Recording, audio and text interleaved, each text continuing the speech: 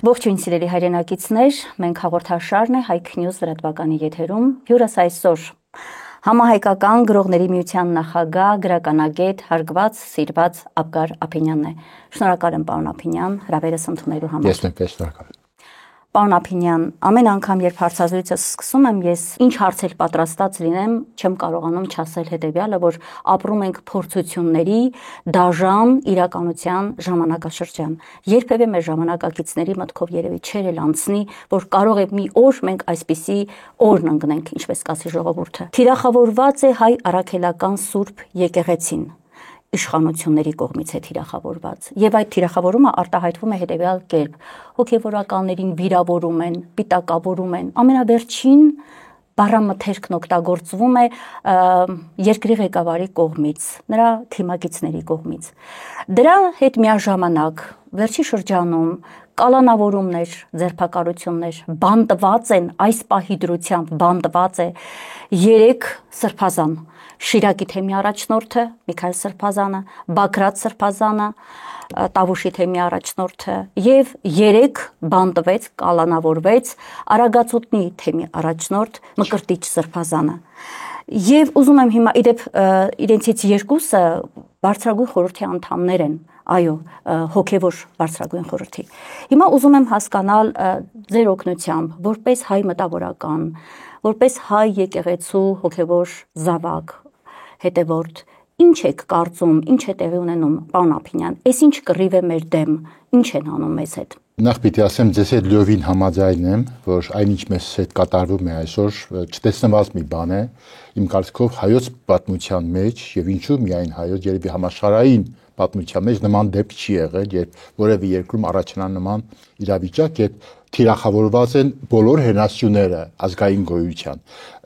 Եկեղեցու մասին կարող ենք խոսել, կարող ենք խոսել մշակույթի մասին, հավասարապես բոլորի վրա հարձակում է գործվում։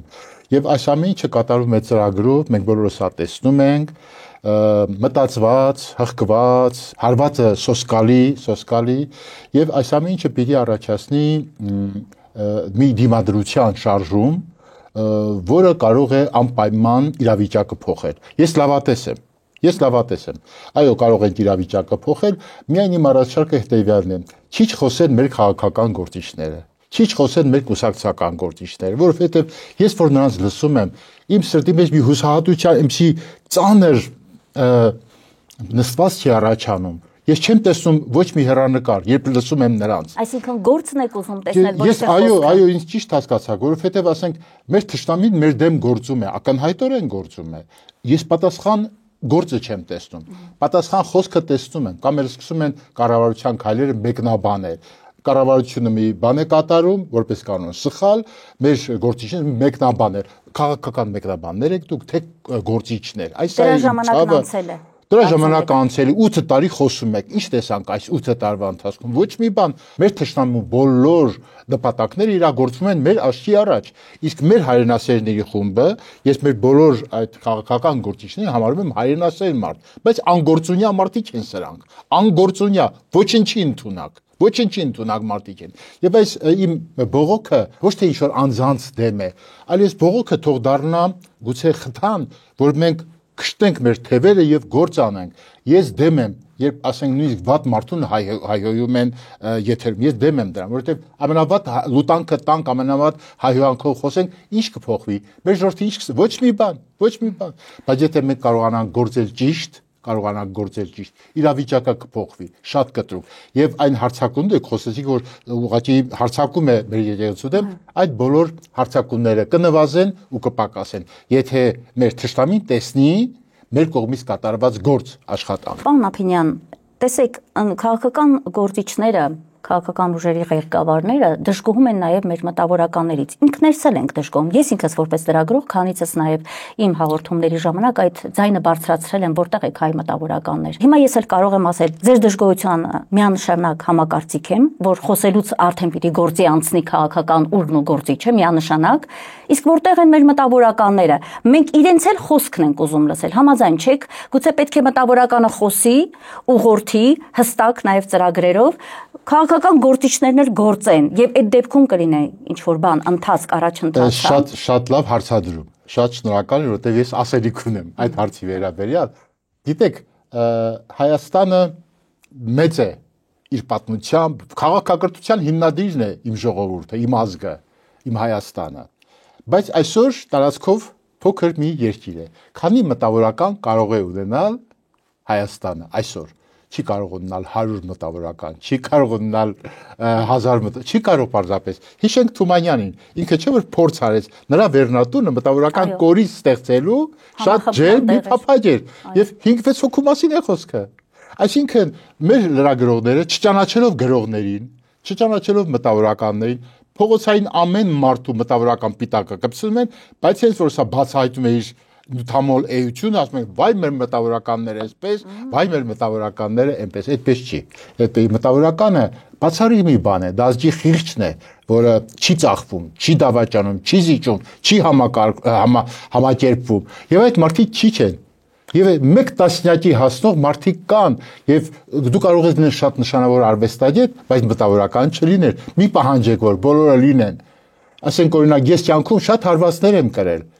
Իմ տեսակետը արտահայտելու համար հիշում եմ մանկավարժական համալսարանում միջանցքում խոսում էի դասախոսներ, բոլորը վախեցած ինձ էին նայում, ասում ինչ է պատահել։ Ասում պարոն Հապյան, ո՞նց եք այդպիսի բաներ խոսում։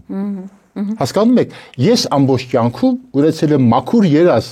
Ես գյուղացի տղա եմ, ես ծնվել եմ Լորվա մարզում, գյուղական միջավայրում։ Լորեցիները պարզ, ինչ տեսնում են, դա էլ ասում են, երեսին են ասում։ Ես այդ մարդն եմ, բայց իմ շրջապատում շատ մարդիկ կան, որոնք մտավորական կոչվի իրավունք չունեն։ Մի շռայլեք այդ պատվանունը, դա պատվանուն է, ասենք Թումանյանը մտավորական էր, Գրիգոր Զորաբ մտավորական էր։ Սրանց եթե մեկին ասում ենք այսօր մտավորական, պիտի գնա կանգնի այդ մարդկանց կողքը, նրանք մտավորականներ չեն։ Այսօրվա այն մարդիկ,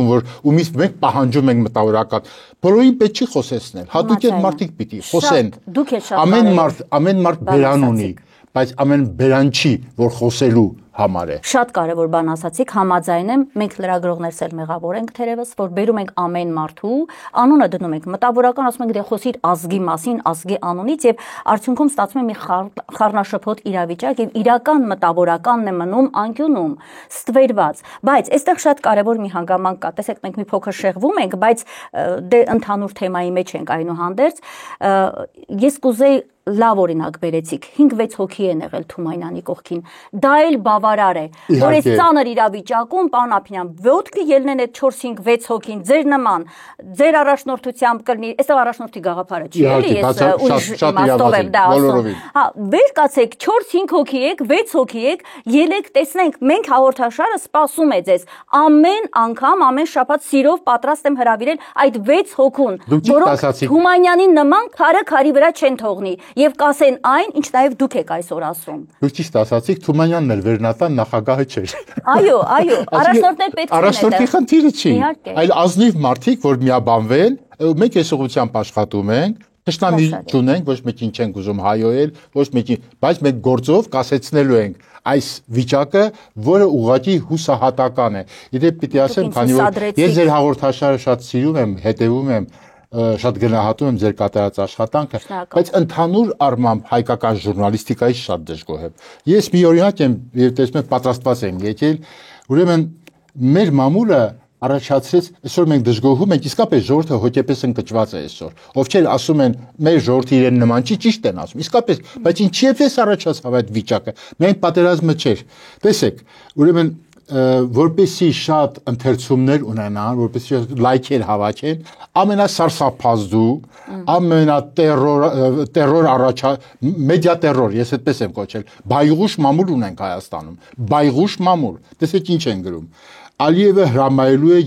երաբլուրը ապամոնտաժել, մենք խորտակվում ենք, տիտանիկ ենք դարձել, պատկերացրեք է գյուղացի մարդ,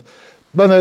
կովը բերել է գոմնարել ու հանկարծ կարդում ես, սարսափահար կլինի, սարսափը Երևանցիները չպայքարեցին Արցախի համար։ Այդ 5000 զոհը ոնց է այդպիսի բաներ ասում։ Ու լրագրողները սիրով, որտեվ սա ցնցում առաջացնող ինչ որ մի բան է։ ոչ թե իրական Հայաստանն է լինելու, այլ Հայաստանի կրճոն։ Ասող անունները չեմ տալիս, որովհետև իմ նպատակը չէ այդ մարդկանց քննադատել, բայց թող լրագրողները հասկանան եւ այդ վայ քաղաքական գործիչները, որ իրենք հեռանան, ինչքան շուտ հեռանան ասպարեզից, այնքան մեր ժողովրդի վիճակը լավ է։ Այսպես խոսել շատ վատ լուր ունեմ, ասում է մեկը, մեղրին հանձնել են։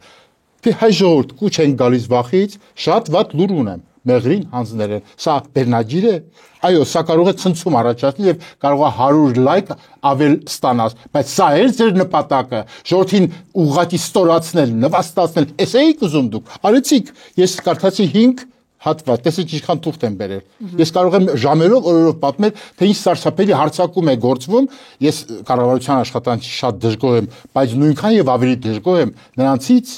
ովքեր իրենց կոչում են հայրենասեր եւ ժողովրդիս այսօրը գցեցին։ Մարդ չի ուզում ապրել Հայաստանում։ Ես հիշում եմ առաջ երեխաներին զուռնադահոլով բանակ էին տանում։ Հիմա ամեն ինչ դարձել է մեզ համար օտար, տհաճ եւ այլն։ Եվ ես վախը մտել է մարդկանց մեջ։ Պարոն Ափնյան, չեք կարծում, որ այդ ամենի մեղավորը, հիմա որ եթե ես ասեմ, կասեք դուք նորից մեկ մարդու եք մեղադրում, բայց այդ մեկ մարդը այսօր մեր կյանքը, մեր իրողությունները, իրավական դաշտից սկսած քաղաքական առողջապահության մեջ էլ մի պահ մտավ դուրս եկավ։ Այդ մարդն է կառավարում, առավոտ շուտ բարի լույսի հետ միասին վարչապետի պաշտոնը զբաղեցնող անձը այնպիսի մի ցնցող գրառում է անում վարկաբեկող։ Ես խոսքս իզուր չէ որ սկսեցի թե ինչպես է նա պիտակավորում էր հոգևորականներին։ Եթե ես հիմա ինձ թույլ տամ, որպես լրագրող այս պահին իր խոսքերը հրապարակեմ, ասելու են լրագրող ինչու դա արեցի։ Դա ես դա չեմ անելու, երբեք չեմ անելու։ Որոշ բաները որ ցիտում եմ այդ մարդուց, ստիպված եմ լինում, բայց նորից ոչ այդ աղբը, փորձում եմ միտքը բերել դեպի, դեպի եթեր, ասած վտանգավոր միտքը։ Ինչ անենք մենք լրագրողներս, երբ երկիրը ձեռքից գնում է։ Եվ այդ բարղուշ ասեցիք, ինչ է բառը բայղուշի դերում հայտնվել է երկրի ղեկավարը իր ԿՊ-ական անդամներով։ Ոնց անենք, ասեք օրինակ ես հիմա գլխավոր խմբագիր եմ, ինչ անեմ, երբ որ նա ամենավատ եթերն է ունենում, ոնց հասցնեմ դա ինֆորմացիան իմ ժողովրդին, որ ժողովուրդ տեսեք ինչ է կատարվում, եւ դիմացը 2026-ն է, սթափվեք եւ ճիշտ ընտրություն արեք։ Դա պետք է ես հասցնեմ ինչ որ կերպ։ Շատ կուզենամ ձեր խորհուրդը իմանալ։ Շատ համաձայն եմ, ուժերը պիտի միավորվեն։ Ես հայ եկեղեցու հետ կապված մարդ եմ, տարիներ շարունակ աշխատել եմ Մայրաթորում, հիմնադիր ղեկավարն եմ եղել Մայրաթոր Սուրբ Էջմիածնի մամլոդիվանի։ Նախքան իմ Մայրաթոր գնալը մամլոդիվան մեր եկեղեցին չի ունեցել։ Ես եմ հիմնել մամլոդիվանը, ապա 95 թվականին ընտրվեց Գարեգին առաջին վեհապարը, ես արդեն նաև մամլոքարտուղարն եմ եղել Գարեգին առաջին վեհապարի։ Մենք պիտի միավորվենք, ինչու սա ասացի։ Մենք պիտի միավորվենք եւ մեր եկեղեցու հետ, ազնիվ մտավորականների հետ, լավ լրագրողների հետ ես համարում եմ հայրենասեր, շատ կարևոր անձնավորություն Հայաստանում։ Մենք պիտի միավորվենք, կարողանանք մեր ջանքերով իրավիճակը փոխել։ Ասացի, որ ես որ լավատես մարդ եմ, աշխարհի չափ նույնքան դժգոհություն ունեմ։ Մենք օրինակ տեսնելով, որ դպրոցական դասագրքերը ինչ սարսափելի վիճակի են հասել, սխալներով, դժգոհություն, եթե խոսեմ գեղարվեստական գրականությունը ինչպես է ներկայացված, ապա ներկայացված են այն գրողներ, որոնք չպիտի ներկայացվեն, պարզ ասեմ։ Գրական խոտանը շատ սիրուն հանգրվանել է մեր բոլոր դասագրքերում։ Միտում չեք տեսնում։ Մեր երեխաների մտածողության փոփոխության։ Անպայման, բայց մեկ օրինակ եմ ուզում բերել։ Մենք դիմեցինք Շողակաթ հեռուստաընկերությանը, որպեսզի մենք մի հաղորդաշար ունենանք անդրադառնալու համար դպրոցական դասագրքին։ Մերժում ստացանք, բայց նույն հեռուստաընկերությունը եթեր է տրամադրում կառավարության համակիր անձնավորությունների, որոնք այդ գաղափարը շատ սիրուն մեր եկեղեցական հեռուստատեսությունով տարածում են։ Հասկացաք ինչ է կատարում։ Հասկանալի է։ Մարդիկ, որոնք պաշտոն են զբաղեցնում հեռուստատեսությունում, կրթական հաստատություններում, դպրոցներում, հեռուստաընկերություններում, այդ մարդիկ Հայաստանը չեն ճանաչում։ Չեն ճանաչում, ոչ գիտեն ինչ անեն, ոչ գիտեն ոնց անեն, ու ստացվեց մի վիճակ, որ տարիներ շարունակ Հայաստանում միջակությունը մտավ ասպարեզ։ Այդ դուրը բացում ես միջակություն, ձախ դուրը բացում ես միջակություն, ուղիղ բացում ես, վերև ներքև ես, որ ուր էլ գնում ես, միջակությունը ցցված է այնտեղ, ապաշնոր, անտաղանդ հայրենիք չճանաչող։ Չի կարող անտանանդ մարդը հայրենասեր լինել, չի կարող։ Ինչ պիտի անի միջակությունը, ինչ պիտի անի ապաշնոր մարդը։ Նա պիտի շնորհքով մարդկանց ոչնչացնի, աշխատանքից ազատի, հեռացնի, խանգարի։ Մենք տեսել ենք Հայաստանի գրողների միությունը իր պատմության մեջ մի հոգու է հեռացրել գրողների միությունը, Եղիշե Չարենցին 1935 թվականին 500 հոգի միջակություն հավաքվեցին ու հանճարին, որը եթե Չարենցը այս թղթի վրա մի հատ խզբզեր, մենք սա տանելու ենք թանգարան, ասել եք Չարենցն է խզբզեր, այդպեսի հանճար է։ Նրան հեռացրել են գրողներ։ Մի տարի հետո ձերբակալեցին, հաջորդած սպանեցին։ Այո, միջակությունները ուտում են մեզ, դա շատ ճիշտ եք ասում, ու մտնում ենք դրանք են։ Իմ առաջարկը հետևյալն է՝ միավորվենք եւ միասին հարցերը կլուծենք ապա։ Ոչ մի խնդրեմ չկա, որովհետեւ մեր թշնամին թույլ է։ Ես ինչու է թույլ, որովհետեւ նա ասում է սխալ բաներ։ Նա ասում է սխալ բաներ, ով կարող է ասել, թե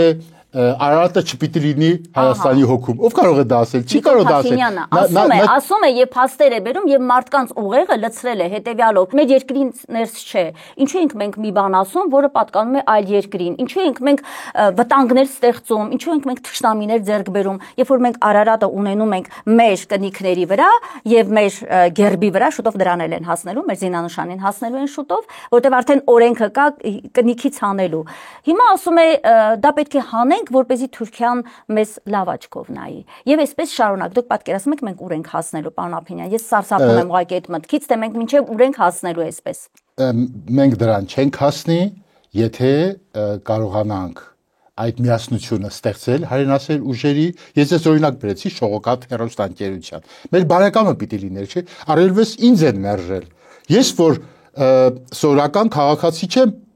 ես մայր աթոռի պաշտոնյա եմ։ Իդեպ Շողոքաթի գլխին կանգնած է փակելու վտանգը, իշխանությունը պատրաստվում է փակել։ Եթե պատրաստ են փակել, ես էլի կպաշտպանեմ, բայց չի կարելի, չէ՞, սորոսական մարդուն բերել Շողոքաթում տարիներ շարունակ աշխատանք տալ, աշխատավարձ վճարել, որ նրանք քանդեն Հայաստանի տունը։ Ով է, գուցե Արմենիկ Նիկողոսյանը։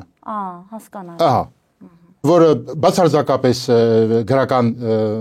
խնդիրներից ոչինչ չի հասկանում, բայց խնդրեմ, իրավիճակը սա է։ Իրավիճակը սա է։ Եվ դուք ուզում եք մենք հաջողություն ունենանք, թող մարդիկ իմանան, որքան սխալ են իրենք գործում, եւ այդ պատճառով չկա մեր միջև միասնություն, մեր բարեկամը, որ պիտի մեր բարեկամը լիներ, մեր թշնամին է։ Պարոն Ափինյան, ուզում եմ շարունակել եկեղեցու հետ կապված թեման, որովհետև վերջի շրջանում, երբ ես զրուցում եմ մեր ժողովրդի հետ, տարբեր թե հարցումներ են կանում, լրագրողական հարցումներ, մեծ վտանգ եմ տեսնում այն առումով, որ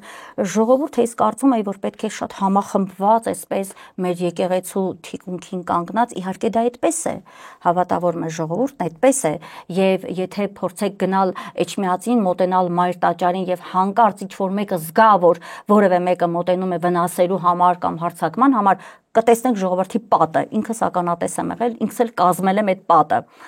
Բայց դա ես ուզում եմ համաժողովրդական լինի։ Երբեմն որ հարցումներ են կանում, ես այսպես անտարբերություն եմ նկատում եւ հիմա գիտեք ինչ եմ ուզում հարցնել։ Հայ եկեղեցու ինքնության մեջ, հայի ինքնության հաստատման մեջ ուզում եմ ասեք, ինչ դերակատարում ունի հայ եկեղեցին։ Ես ուզում եմ մեր ժողովուրդը դա հասկանա, թե ինչ դերակատարում ունի իր հայ մնալու գործում հայ եկեղեցին եւ հետեւաբար ինչու մենք բոլորս ազգովի հայ մարդը իր տեսակը, իր գենը, իր շարունակականությունը, իր հայ լինելը պահելու համար պիտի կանգնած լինի հայ եկեղեցու կողքին։ Շնորհակալ եմ այդ հարցի համար եւ միանգամից պատասխանեմ, որ շատերը ասում են ուր է հայ ժողովուրդը, ինչու չեք գալիս, ինչու չեք համախմբվում։ Գիտեք, ժողովուրդը երբեք ինքը չի համախմբվելու, ովքեր քաղաքականության պատմություն գիտեն, ովքեր հասարակական կյանքի ներքին խնդիրներին իրազեկ են, նրանք գիտեն, որ ժողովրդին չի կարելի այդ բաները պահանջել։ Միշտ պիտի հայտնվի կազմակերպիչը։ Մեր բոլոր դարերում, ոչ միայն Հայաստանի, համաշխարհային քաղաքականության մեջ միշտ պիտի հայտնվի կազմակերպիչը։ Օրինակ բերեմ 1918 թվականին,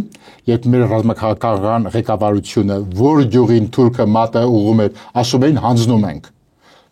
Մտել էին Երևան, մտել էին Արարատյան դաշտ, մտել են մոտենում են Ղարաքիլիսային, բոլորը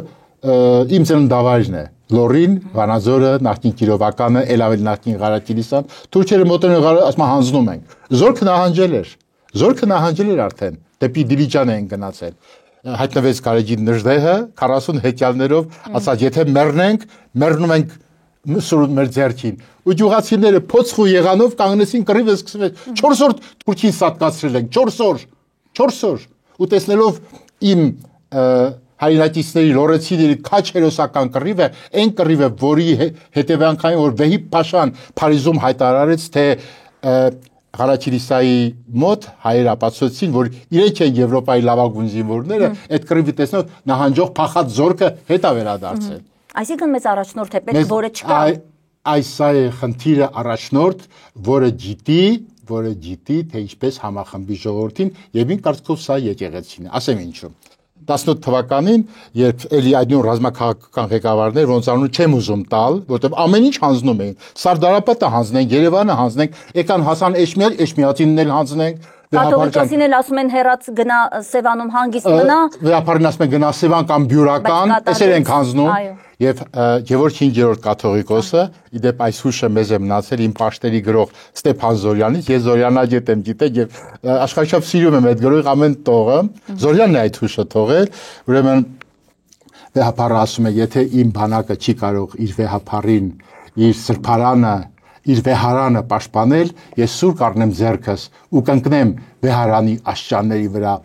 եւ հրամայում է վեհապարը հնչեցնել Հայաստանի բոլոր եկեղեցիների զանգերը, հնչեցնում են ջուղերը, քաղաքները, շները, ամեն տեղ եւ ժողովուրդը վեր է կենում ու սատկացնում է Թուրքին։ Մենք ուժեղ ենք։ Թուրքը մեր դեմ ոչնչություն է, չի կարող նա մեր դիմակայել։ Չի կարող եւ այդ չզինված զորքի առաջ հայոց բանակի արչև չզինված թուրքական բանը խոճապահար փախչում են եւ եթե մի քիչ ավելի շարունակեինք ոչնչացնելու ենք նրանց մինչեւ վերջ սա է հայի ուժը առաջնորդ է մեզ պետք ժողովրդին խնդրեմ երբեք թույլ չտաք հենց ձեր հաղորդումներ թույլ չտաք ժողովրդին անվանարկել սա այն ժողովուրդն է որ երբ որ ասացին կալիք կա 5000 հոգի գնացին իրենց մատաղ կյանքը տվեցին բանաստեղծներ տաղանդավոր մարդիկ սիրուն տղաներ նայվես լացդ գալիս ինչ սերունդ է եկել ինչ հրաշալի առաջնորդա պետք առյուծ առաջնորդա պետք Հայաստանին որ ու դա եկեղեցին է ու թող Գևորգ 5-րդ սրբազան կաթողիկոսի արարքը դառնա մեզ համար օրինակ սա է որ մեզ պիտի փրկի վերկացեք ճշգրիտ ասեք ինչ եք անելու եւ անպայման այդպիսի առաջնորդի կողքը կանգնողներ են պետք որովհետեւ երբ որ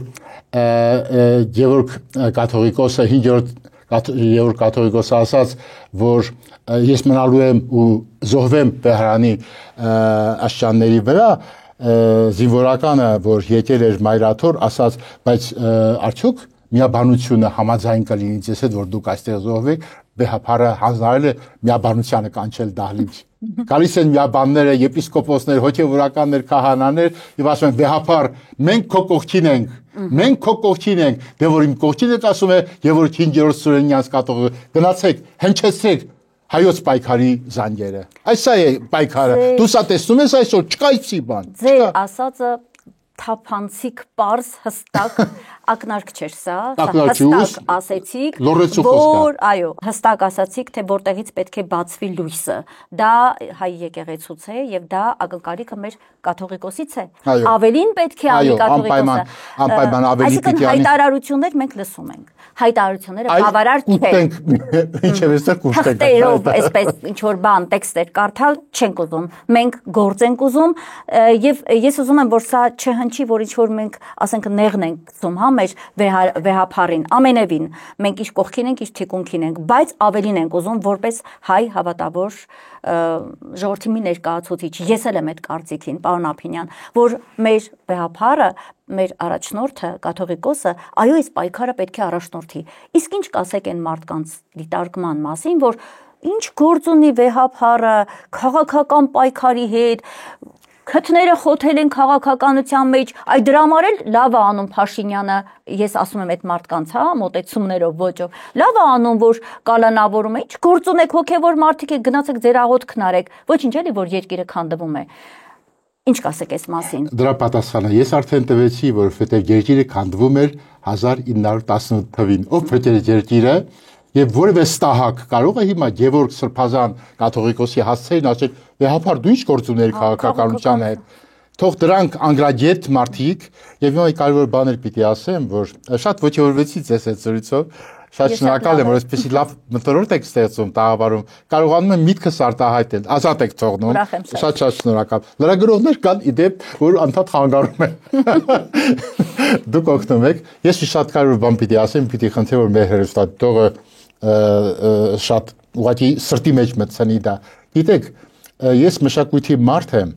եւ այսօր էկրանին, հեռուստաէկրանին հարցազրույցների մեջ մշակույթի ազնիվ գործիչների չեմ տեսնում։ Քաղաքական կերպարներ են, ովքեր մի օր էս կուսակցություն, այն կուսակցություն, անմիտ մարդիկ, գիրք չկարդացած մարդիկ, նրանք ոչինչ չեն կարող տալ մեր պայքարին, մեր ժողովրդին ոչինչ չեն կարող տալ։ Մշակույթն է, որ մեզ պիտի միավորի, մշակույթը։ Եվ գիտեք, համայնքական գրողների միություն ամբողջ ջուղերն ընկած, Կիրակի գնում ենք Բյուրական։ Տեր Վրթանեսն է հրավիրել եւ այնտեղ շատ լավ միջոցառում ունենք, նշելու ենք Հայրենիքի ձայն թերթի 60-ամյակը։ Գիտեք, որ թերթը հիմնել է Վահագն Դավթյանը 1965 թվին, Վահագն Դավթյանի ուսուցիչն է եղել, ես իրեն պաշտում եմ, սիրում եմ, արդյոք ես բախտավոր մարդ եմ։ Բոլոր ձեզ ծանոթ դասական գրողները կամ իմ ընկերներն են եղել, կամ ուսուցիչներս, կամ բարեկամներս, ես բոլորին հիշում եմ ու պիտի հիշեմ Համոսյանն։ Իրենք են ուրեմն բախտավոր, որ ձեր նման շարունակող ժառանգորդ ունեն, որ խոսում եք, ներկայացնում եք անընդհատ։ Եվ Հայրենիքի ձայնում մենք միշտ արտահայտում ենք ազգային մշակույթի հիմնախնդիրները, եւ ես ասեմ անկեղծորեն, բավական է հայ մշակույթը մոտեցնես ցանկացած մարդու, նա կփոխվի, որովհետեւ Շիրազ կարդաս ու Արարատ չպաշտես, դրանք, որ Արարատի դեմ խոսում, դրանք անգրագետ թերուսներ են։ Անգրագետ թերուսներ են։ Շիրազ չեն կարդացել։ Շիրազ չեն կարդացել։ Շիրազներ են շուտով հանելու գրքերը, եթե չեն հանել։ Հանել են, չէ՞ երևի։ Չէ։ Չեն հանել, բա Մաշտոցին հանում են, ասում են QR կոդով պետք է երեխեք ջան նստեք, գտնեք հեռախոս պիտի տանի, երկրորդ դասարանի երեխան, պարոն Ափինյան, ախր որ մեկն ասենք, որը թողնենք։ Ոնց ես չեմ պատկերացնում, Մաշտոցի դեմ կռիվ տվողը ադրբեջանցին է։ Այո։ Թուրքն է կռիվ տալիս իմ արժեքների դեմ։ Եվ այսօր երկրի ումս իշխանություն է, որը նույն ձեռագրով կռիվ է տալիս իմ արժեքների դեմ։ Բա ես ոնց չվերկենամ եւ սուր վերնագրեր գրեմ, ինչ եք ուզում իմ երկրից, մաշտոց եք հանում, ժողովուրդ, դուք մաշտոց եք հանում մեր գրքերից։ Չեն կարող անել, դրանք ողորմելի անգրագետ մարդիկ են, ու ցավոք սրտի պիտի ասեմ, որ մեր խորհրդարանական ընդդիմությունը չկարողացավ բարոյական այդ բարձրությունը խորհրդարանում ցույց տալ, որովհետև բարոյապես բարձր մարդու կողքին այդ խոսակցությունները եւ այդ չնչին մարդուկները ոտի կանգնել չեն կարող։ Ցույց տուր քո ցեղի բարձրությունը եւ նրանք ճիշտն են ներքև, ցույց չի տրվում։ Հարցերը որ տրվում են, հարցերը որ առաջ են քաշվում, ողորմելի չնչին, նորից եմ կրկնում, ամուր փարվենք հայ մշակույթին։ Ամբողջ օրը հանրահարչակ ես դրանով եմ ամբողջ օրը ես դրանով եմ զբաղված գյուղեր գնալ մարզեր գնալ անընդհատ արդյունավետ է շատ արդյունավետ մարդկանց մեջ այդ սերը բորբոչիր հայ մշակույթի հանդեպ եւ նրանք ճիշտ գրեն մենք սա չենք արել մենք սա չենք մի անգամ իմ գրքերից մեկը 15 քաղաքական գործիչ եմ նվիրել անունը չտամ կարևոր չի որտեղ բոլորն էլ նույնն են հետո 3 ամիս հետո հարցրի թերթել է գիրքը ասին ոչ Սա է սրանց մակարդակը։ Սա է դուք ուզում եք այս վիճակը, դուք ուզում եք գիրք չկարդացող մարդը, գիրք չկարդացող падգամավորը հայրենիքի համար արդյունավետ գործ չի կարող գործել։ Դրանք խեղճ ու կրակ մարդիկ են։ Խեղճ, որովհետև էներգիա, դուք դասեք իմ մեջ էներգիա կա։ Իմ մեջ հզոր, իմ մեջ ջրվեժ է խոսում։ Հզոր մի բան է։ Բայց շատ հայկական, էլի ամենակարևորը այդ էներգիան կարող էր մեկ այլ տեղ վտանգավոր բան, չէ՞, մեր արժեքների դեմ ծառայել, ինչպես արվում է, բայց ձեր մեջ այդ հայկականն է հորդում, ինչի համար շնորհակալ եմ։ Սա Աբգար Ափինյանի հետ կապ չունի։ Իմ շուրթերով խոսում է ձեզ հետ Խաչատուր Աբովյանը, Հովանես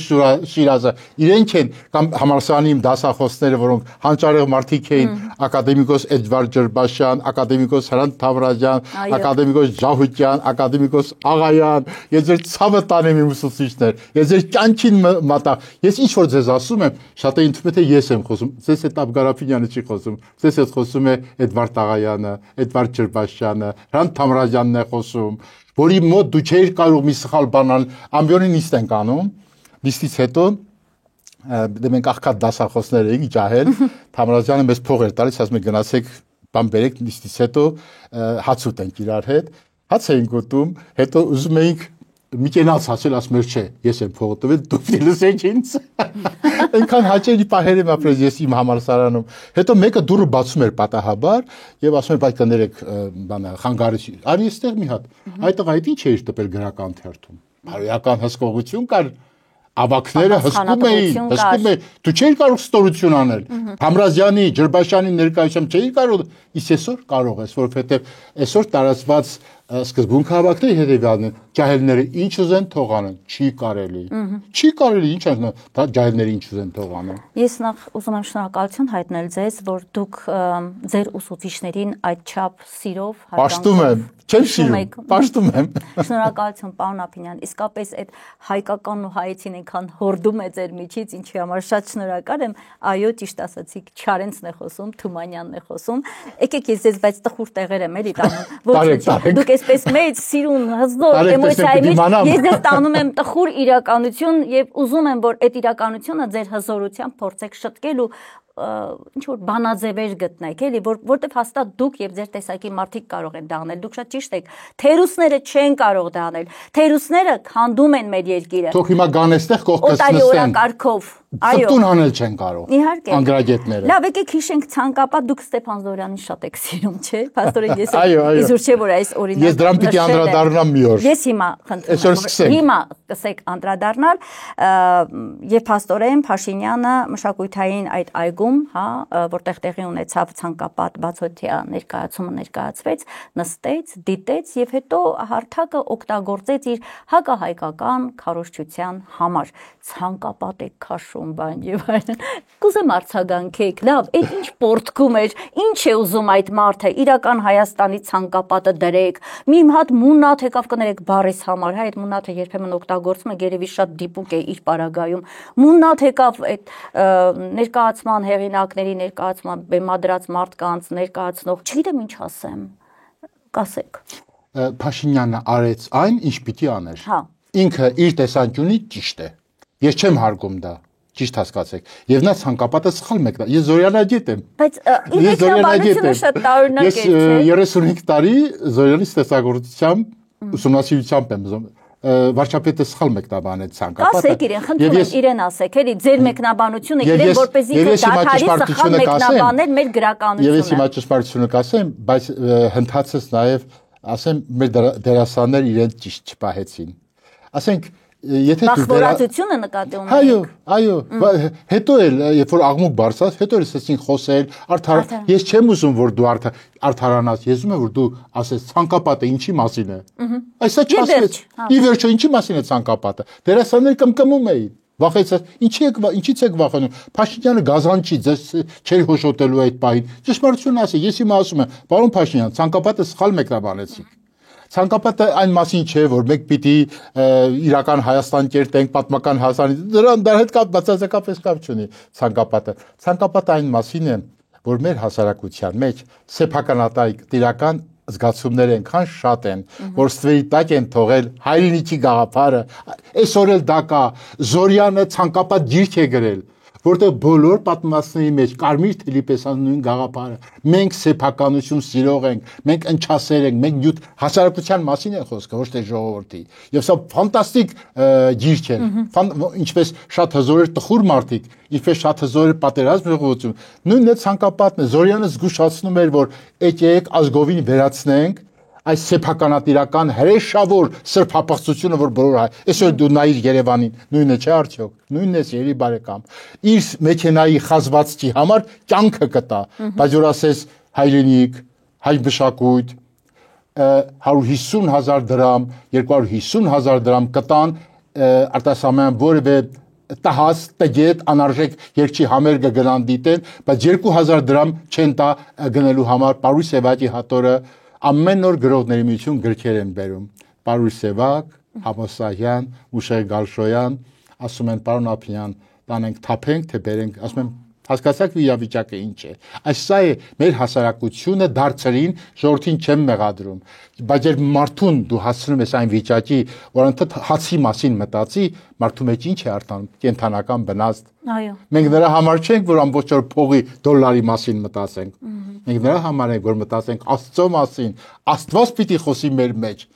Բայց ժողովրդին սարքել են 1200 նյութամոլ են սարքել, արդյունքը ցանկապատը հենց դրա մասին էր ու ես իբրև զորյանագետ ասում եմ, հարգելի դերասան, մի վախեցեք, ես դեմ եմ, որ կառավարությանը հայհոյեն, կտրականապես դեմ եմ, չի կարելի հայհոյանք օգտա, անգամ այս կառավարության մասին, բայց ճշմարտություն հանգիստ խաղաղ, առանց ես որևէ մեկին վիրավորեցի, ոչ մեկին։ Ուզում էր լսել այդ ճշմարտությունը։ Ամենամեծ հարցը դա է, նա չէր ուզում լսել այդ ճշմարտությունը։ Նա իր իրականությունն էր պարտադրում այդ պահին ներկաներին եւ ընդհանրապես հերոստատիտողին եւ ասում էր իրական Հայաստանից դուրս չպետք է հայրենիքի մասին երազել։ Իր կոնցեպտն է սա։ Նա դա էր ուզում հասցնել եւ որևէ մեկին թույլ չէր տալիս խոսել։ Եվ թող մեր պատգամավորները չէր թողնում որ խոսեն։ Ինքը ճառն ասեց, այն ինչ որ ինքը մտածում է։ Եվ թող մեր պատգամավորները ասեն, պարոն Փաշինյան, ինչպես է որ Ալիևը Ադրբեջանի նախագահը իր իրական Ադրբեջանը թողած հիմա մտածում է արևմտյան Ադրբեջանի մասին, որը իրենը չի։ Իսկ մենք մեր ունեցածը այսպես բաժանենք ձիրաբար ամբողջ աշխարհը չի կարելի այդպիսի բան։ Ոչ մի սխալ միտք կյանքի իրավունք չունի սիրելիս։ Միայն ասող է պետք։ Հայաստանում ինչ է հնչում, կամ հայհոյանք, կամ համակերպում։ Երկուսն են սխալ են։ Նորմալ խոսենք առանց վիրավորելու։ Ես հիմա իմ ժողովրդին ասացի, որ ցանկապատը սխալ է մեկնաբանվել։ Դա ինչի ինչ որ մեր դերասանները կմկմում էին, վախենում են երկու բառ ասել, դա նաև այնչի ինչ որ ներկայացրեց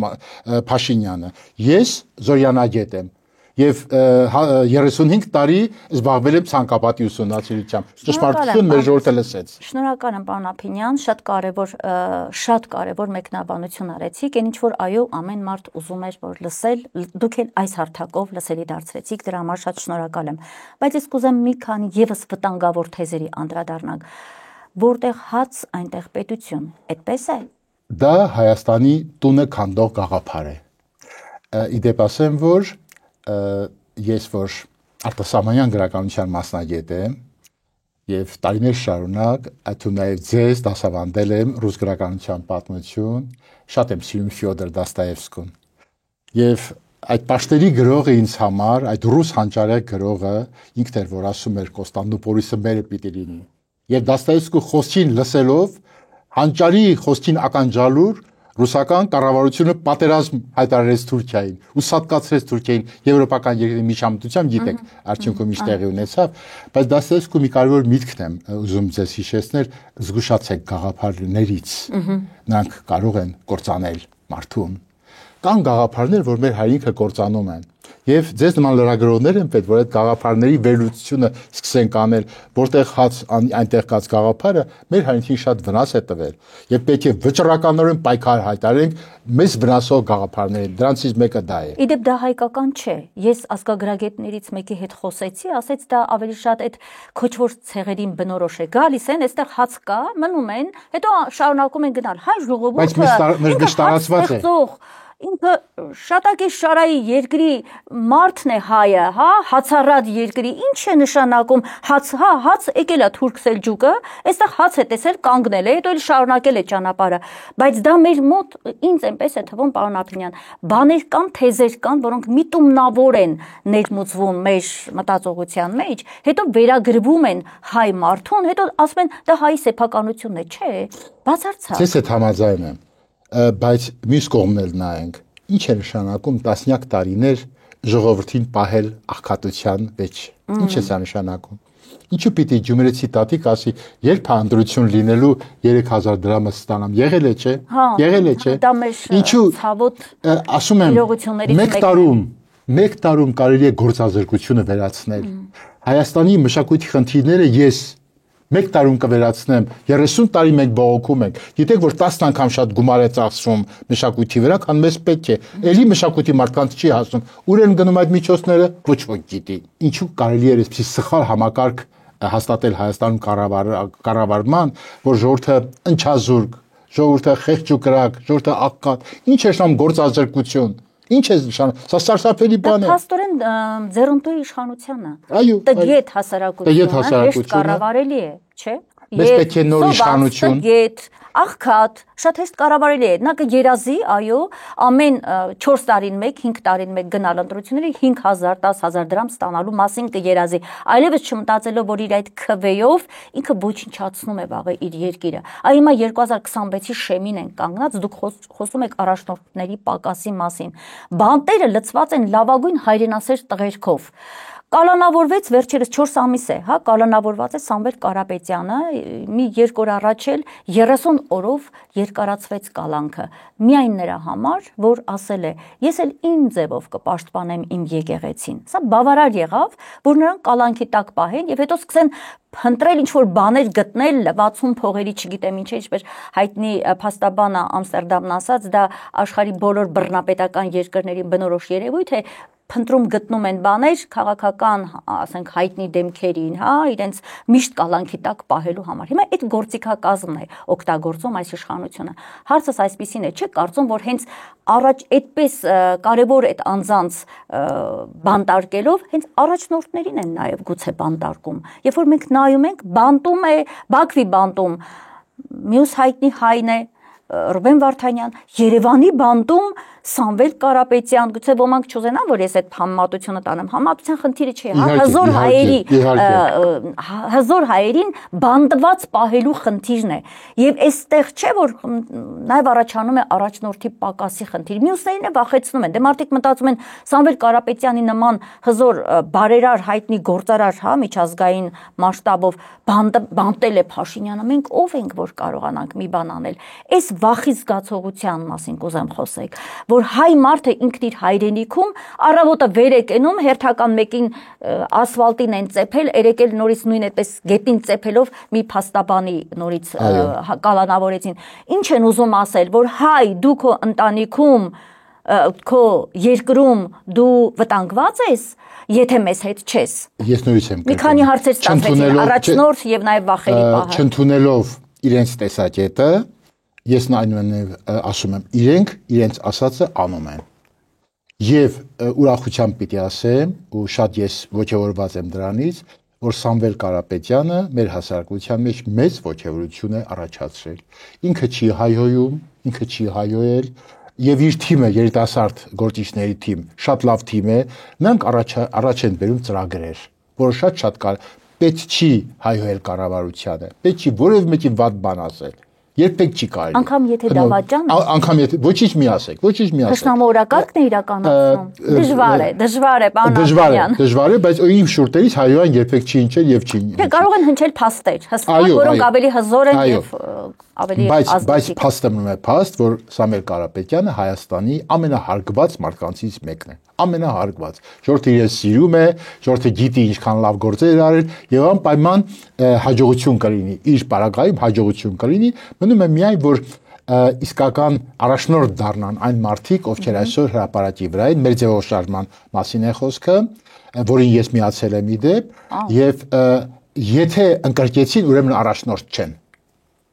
Առաջնորդը նա է, ով չի ընկրկում։ Չի ընկրկում, մենք չենք ընկրկելու, մենք հավատարիմ միասնաբար գնալու ենք առաջ եւ Հայաստանում իրավիճակը փոխվելու է դեպի լավ, անպայման։ Վաղը հանրահավաք է լինելու ժամը 16:30-ին Ազատության հրապարակում մեր ձևով շարժումը ի պաշտպանություն Սամվել Կարապետյանի, ի պաշտպանություն բանդված մեր հոգևոր հայրերի եւ բոլոր քաղբանտարկյալների։ Ինչ այսպես ակնկալիք ունեք, հա, ամեն մի հանրահավաքից առաջ ինքս միշտ մեծ այսպես հույսեր եմ ունեցել, բայց մեկ էլ հանկարծ նորից հիասթափություն ու նորից ժողովուրդը սեղմվում է ինքն իր մեջ, նորից ասում է, չէ, այս մեկն էլ չեղավ։ Չեմ ուզում, որ այդպես լինի։ Ինչ հույս ունեք։ Չի լինի, միայն մենք լինենք նվիրյալ։ Մենք չնահանջենք։ Մենք չնահանջենք, մեր էներգիան չմսխենք ուրիշներին վատաբանը։ Ոչ մի վատ խոսք, ոչ մեկին չասենք։ Ոչ մի վատ խոսք, գործ անեն, գործը որն է միաբանել ուժերը եւ ես հավատում եմ, որ իհարկե մի հանրահավաքով հարցը չի կարող լուծվել, մենք միամիտ չենք որ դան, այո, բայց ես վստահ եմ, որ մեր ձևով շարժումը ունի այդ ներուժը, այդ հզոր կամքը ունի գործը ավարտին հասցնելու, ժողովրդին համախմբելու։ Առաջին անգամ մեր վերջին տարիների քաղաքական պատմության մեջ առաջին անգամ ոչ թե խոսում են կառավարության դեմ, այլ ծրագիր են առաջ քաշում։ Օրինակ ասենք ես լոռեցի եմ եւ Վանաձոր քաղաքը, որը շատ ծանր տնտեսական վիճակի մեջ է, հենց Վանաձորի վերաբերել պարոն Նարեկ Կարապետյան շատ ընտիր մի ծրագիր, ես շատ ոգևոր, այո, մենք կարող ենք մի քանի տարվա ընթացքում իրավիճակը փոխել, դա հնարավոր է, եւ եթե մարդիկ ասում են տնտեսության մասին քիչ խոսեն քաղաքական, ոչ, տնտեսությունը շատ կարևոր է, տնտեսության մասին պիտի խոսենք։ Ամուր տնտեսություն ունենալու դեպքում ամուր բանակ է կունենաս, անվտանգությունն էլ ապահովված կլինի։ Իհարկե դա չի նշանակում, որ միայն տնտեսություն թողնել դիվանագիտությունը, իհարկե ոչ։ Եվ մի խնդրանք ունեմ, ուզում եմ որ ոնց հասկացնեմ, որ ինձ լսեն, ոնց ասեմ ժողովուրդ ջան, լսեք ինձ, հարգելի падգամավորներ, հարգելի լրագրողներ, խնդրում եմ լսեք ինձ եւ մի ասեք իշխանություն, ասեք կառավարություն։ Բոլորը ասում են իշխանությունը վատ բառ է։ Իշխանությունը նշանակում է եկան ու սեցին իշխել մեր գլխին։ Չէ, սրանք կառավարության ներկայացուցիչներ են, որոնց մենք փող ենք տալիս, աշխատավարձ ենք տալիս, ասում ենք ծառայեք, երբեք այս բառը մի օգտագործեք, իշխանություն չեն սրանք։ Ասեք կառավարության անդամ, եւ մենք հերթով մտածենք կառավարության որ անդամն է շատ վատ աշխատում։ Այդ մասին պիտի խոսք լինի։ Եվ բոլոր լրագրողները, բոլոր իշխանական падգամավորներն է, սա ինչ իշխանության մասին է խոսքը։ Սրանք մարդիկ են, որոնք եկել էին Արցախը Շուշին դեօկուպացնելու, ոչինչ չարեցին։ Սա փաստ չէ։ Այս մասին ինչ է խոսք։ Իշխանության բառը հանենք մեր լեքսիկոնից, ասենք կառավարություն։ Ասենք սրանք չեն եկել ու ոչ մեկը իմիջայլոց հետո եթե գան նրանք էլ չեն լինելու իշխանություն, որովհետև մեր սահմանադրությամբ իշխանությունը ժողովուրդն է։ Այո։ Մենք կամովին մեր այս տգետ падգամավորների, տգետ լրագրողների ջանքերով մեր իշխանությունը վերցնում ենք, տալիս ենք մի քանի թերուսի, չի կարելի։ Իշխանությունը մենք ենք, ժողովուրդն է, իսկ իրենք ժողովրդի ծառաներն են, որոնց մենք վարձատրում ենք։ Մտնի մեր ժողովուրդը, շատ կարևոր է։ Երբեք մի ասեք իշխանություն, խնդրում եմ։ Շնորհակալ եմ պարոն Ափինյան, ձեզ հետ կարելի է ժամերով զրուցել եւ ես կարծում եմ հաճախակի մենք կհանդիպենք, որտեղ ձեր ասելիքը անսպառ է։ Շնորհակալ եմ այս հետաքրքիր զրույցի համար եւ վերհիշեցնեմ իմ հեռուստադիտողներին, այսօր մենք հետաղավարում ես հյուրընկալել էի Համահայկական գրողների միության նախագահ, հայտնի գրականագետ Աբգար Ափինյանին։ Լավ եղեք, կհանդիպենք։